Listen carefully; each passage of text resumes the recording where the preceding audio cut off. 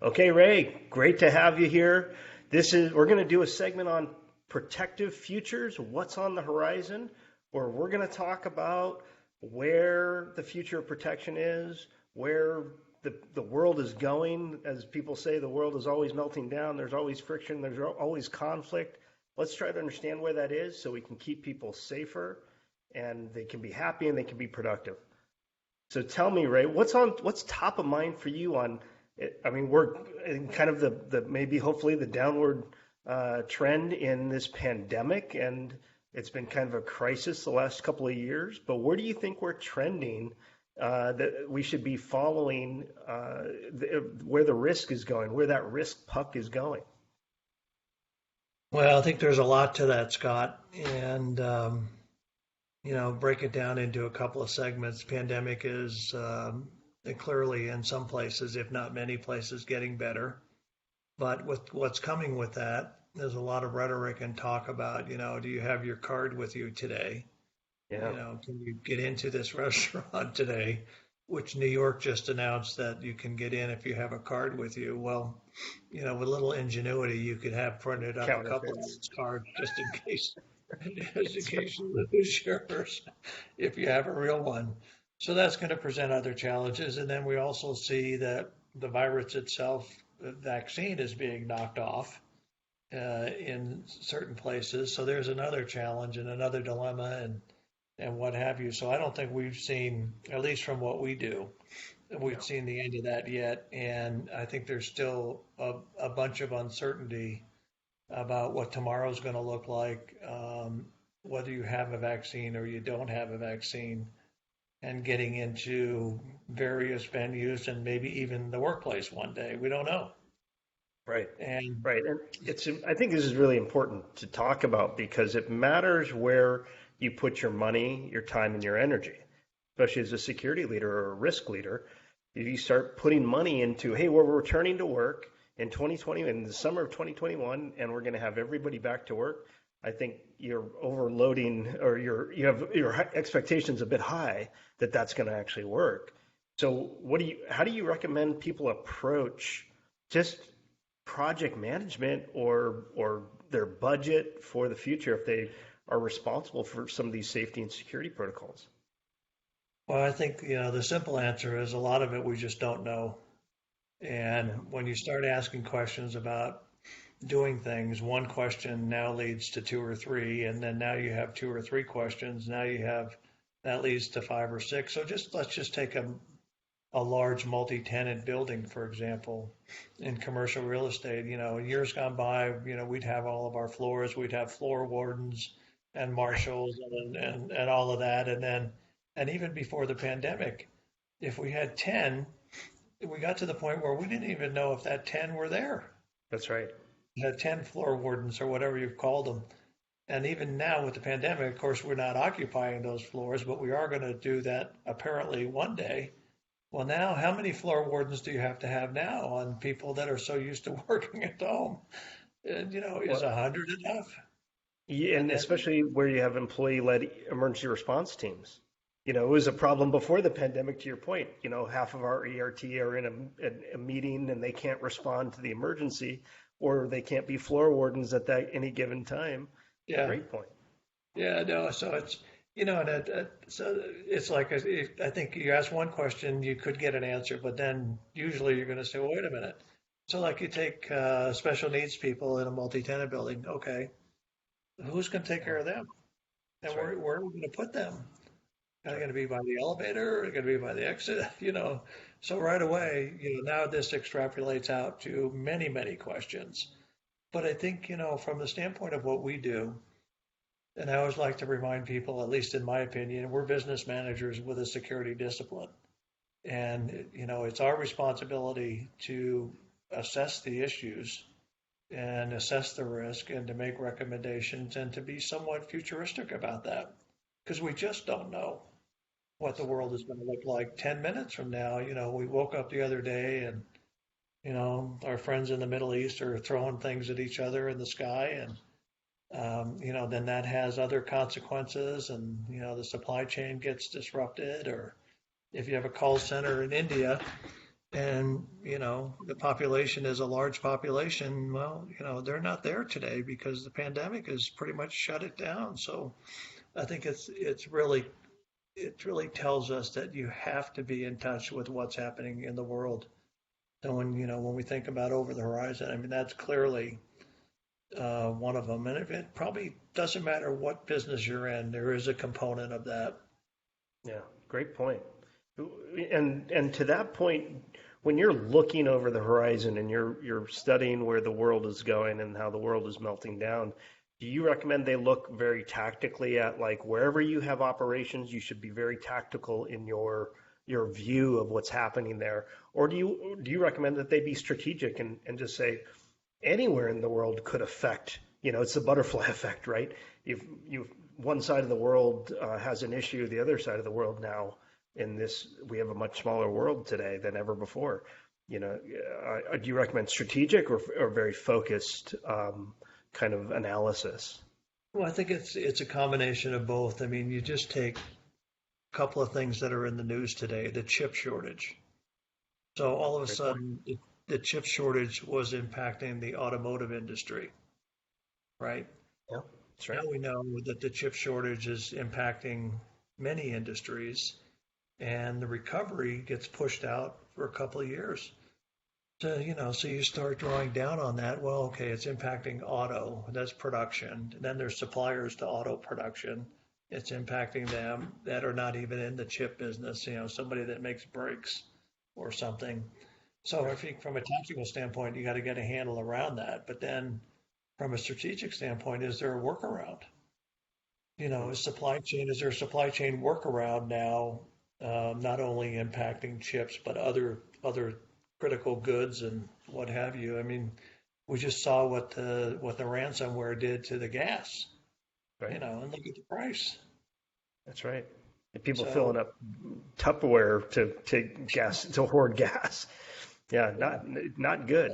Yeah, I that's a mean, I bit, mean that's a the bit of a safety littlest. issue. Yeah, yeah. It's a little, I don't recommend that. Yeah, get a jerry can or be safe.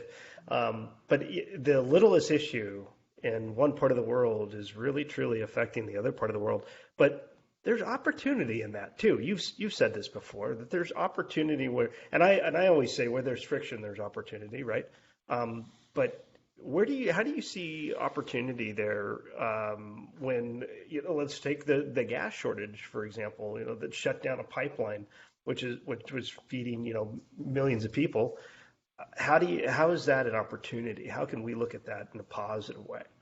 Well, I think from what we do, having a detailed analysis, an intelligence briefing, if you will, of what really is the impact and making sure that we understand that, our business managers understand that, we've communicated that as well as we could. And some people might say, well, that's really not for the security function, but the reality of it is the security function, is driven by risk, and you don't know enough about risk until you get the intelligence about risk, and then you measure that, and now you have low, medium, or high risk, or whatever terminology people are comfortable with.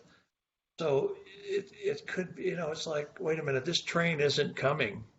We just figured that out, that the train's not coming because we can't see it. But wait a second, I thought I just heard something.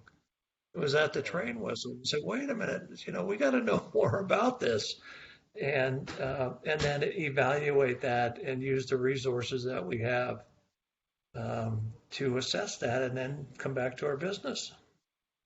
Great point about resources. What do you recommend? I mean, there's a lot of products out there, and we don't have to get tactical with naming products, but do you like a software solution? I mean, you're reading the Wall Street Journal every day, and you're always on there, and you're absorbing information all the time. But how can some of these risk and security leaders be prepared? Do they have to buy a solution, or can you just be as forward leaning as possible?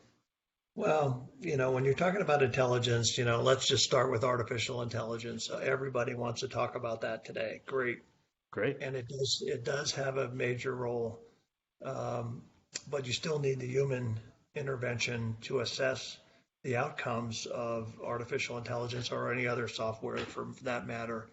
And I think, good intelligence programs today have a combination of both, have people that have the skills that are needed, maybe the languages that are needed, and access to information around the world. And the USG certainly produces a bunch of information as well as other countries do. So, wrapping that up into an intelligence-driven function assisting global security is pretty important today. I mean, we can read lots of things that are interesting and important, and they are mergers and acquisitions, and everything else, and the Middle East issues and what have you. They're all important, but do they impact the organization itself, its employees, and its customers? That's right. That's right. And this is the value add that we always talk about with this, your security function or the safety and security function in the corporation, is that if you are using it right and they're thinking in the right way, they are thinking about the bottom line impact. I think Right. we've got to get past this idea that security is as a cost center. It just costs the business money. But to your point, it really is that enterprise risk management and really understanding how these future, and maybe they're physical risks, and then you have a cyber partner who's looking at the cybersecurity Yeah. risks, right? But I think we can't any longer in 2021 and beyond to be thinking of the physical security element in any company as being just, yeah, I'm here to make sure people get in the building okay. Yeah. We're way past that, right? You got to be thinking about, what and where's our future growth opportunities, and where you have future growth opportunities, maybe there's some level of physical risk assessment that needs to be done. I'm a big fan of that, going and doing what we call a threat and vulnerability assessment. Yeah. Understand you want to move into doing business in Colombia, in Bogota. Okay, great. Do you know what the risks are from the cartels or the gangs or the government itself? And that's where your security element can come in and be helpful there. We talk about and we've seen a lot of growth through acquisition with companies lately, right? And that will, I think, continue to be a thing here in the future. And why wouldn't you have a security or a risk leader in that organization on that team if you're looking at different, businesses to acquire? Why wouldn't you have somebody on there who understands and speaks physical security? Because I've talked to so many security leaders like you have who say, oh yeah, we just bought this new company and they're on a totally different security system from us. We're going to spend millions of dollars now because we have to cross everything over, right? And did that mergers and acquisitions team consider that? They probably didn't budget for it. So what do? Now you're left with this hodgepodge mess of different access control systems or video management systems or whatever, or even security services. So what do you think about that? Do you think that the security leader should be part of at least the discussion about mergers and acquisitions and what new markets they're going into? Clearly, I mean, for people like you and me and the way that we think and our ESRM friends, we would definitely say absolutely. And, so then the challenge is, well, how do you do that? And there's no simple answer to that. It's building credibility, being that trusted advisor in the organization and getting face time where you need it in many levels of the organization. And it's not an easy battle by any means. We know that. But it doesn't mean that the battle shouldn't continue. It's just that, if you bang your head on the door, it may take a few times, but you just have to keep at it because that's really what it is, where our value is. We're business managers and with skills in a particular discipline. So it's a must do. And, we have a lot of people around us that have success at that. So that's one way to find out how to do that, or at least get some ideas.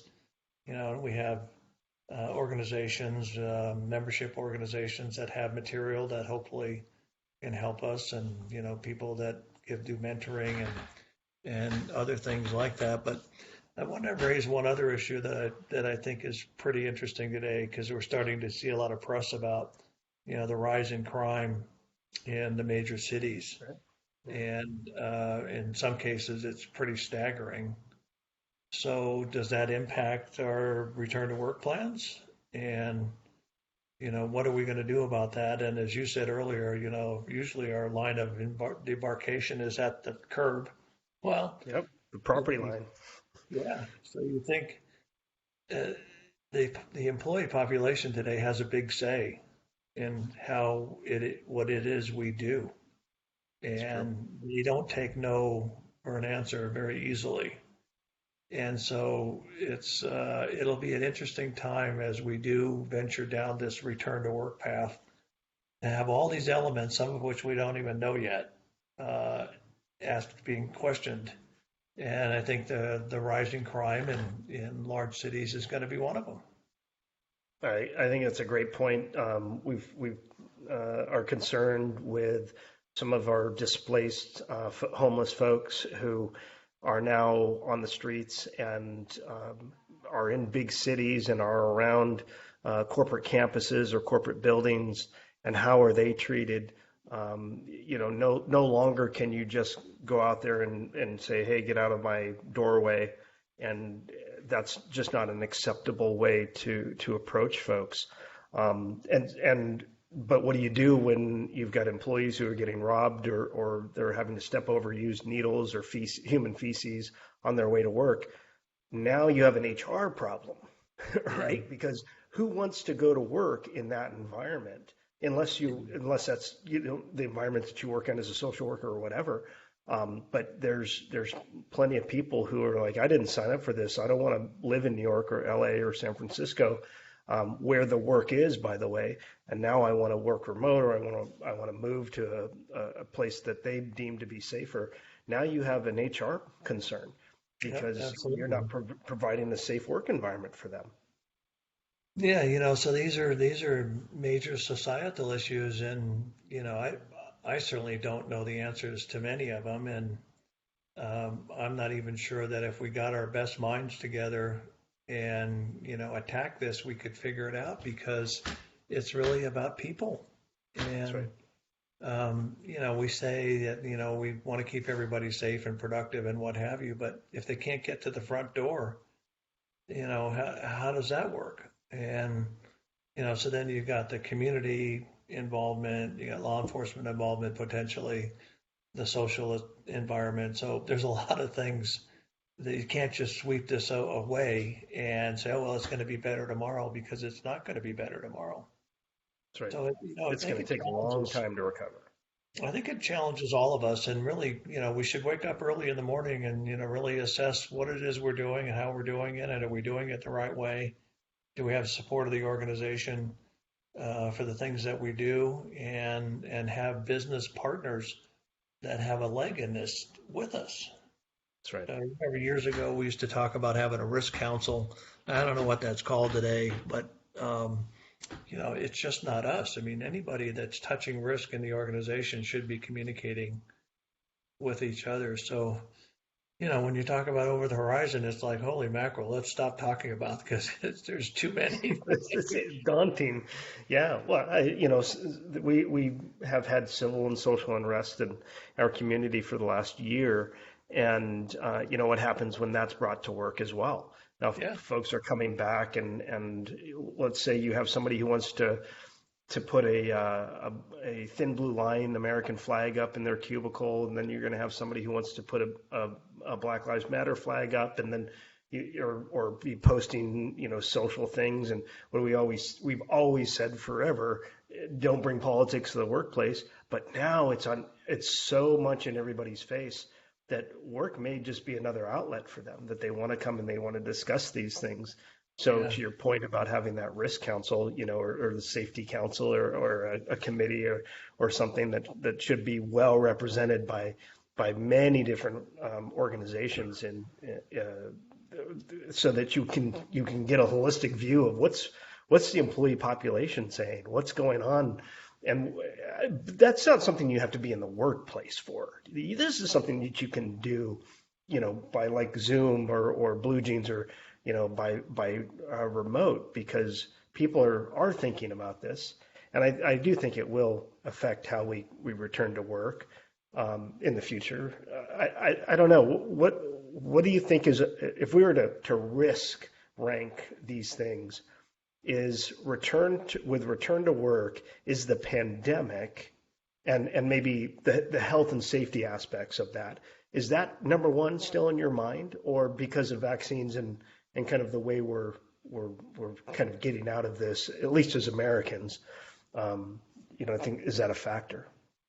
Well, I think it is, and I think today that it's extremely clear that the employees have a big voice, much bigger voice than we Than would ever say, before? yeah, we'd Yeah. say 5 or 10 years ago. If you said, hey, you can't watch TV at 1 o'clock, the people would say, okay, I got it. Can I watch it at 2 o'clock? And now they say, well, how long is that going to last?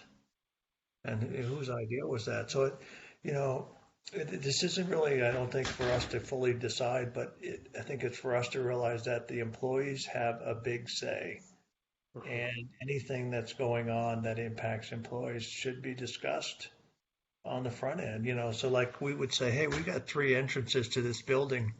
We really don't need three. Let's just have one. Boom, two doors are closed, and people say, wait a minute.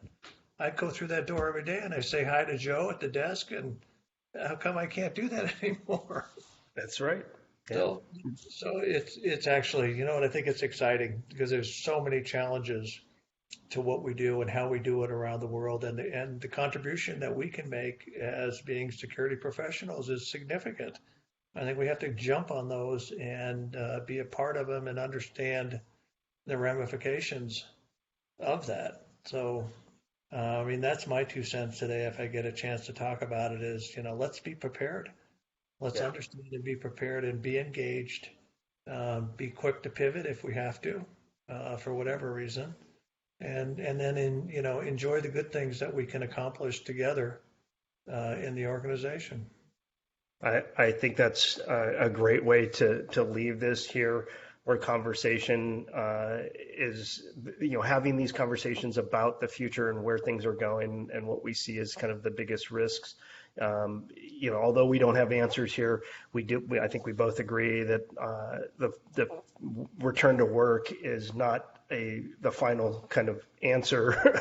This is not necessarily a final solution, but it is a starting place, and that's the discussion that we need to have. We need to involve all these different organizations to have them, including your customers. Is your customer ready to return to your workplace? Yeah. And so I think it's a challenge, but great points about stepping up to this challenge and looking at it as an opportunity to really put the security function or the risk or the safety function on the forefront of figuring out how to solve these problems. So I totally agree with you, Ray. It's been great catching up with you, and we'll have more discussions about this in the future. And thanks for being here talking with us. Protective Futures, what's on the horizon, and stay tuned for more episodes coming up soon. Always a pleasure, Scott. And I think we tax each other's skill sets here, and trying to decide what we want to talk about. And at the end of the day, when you have conversations like this, it's just a good day. It's just a good day. You exercise your brain power, and we certainly don't have all the answers, and sometimes we probably don't have any answers that make sense. But nevertheless, it's a good chance to air them out a little bit and have some dialogue and hopefully share some information with others. And that's the best thing that we can do is keep that conversation going. I And agree. encourage people I agree. to have that. All right, And my share friend. your ideas. Nobody's alone here. Take care. Thanks, Ray.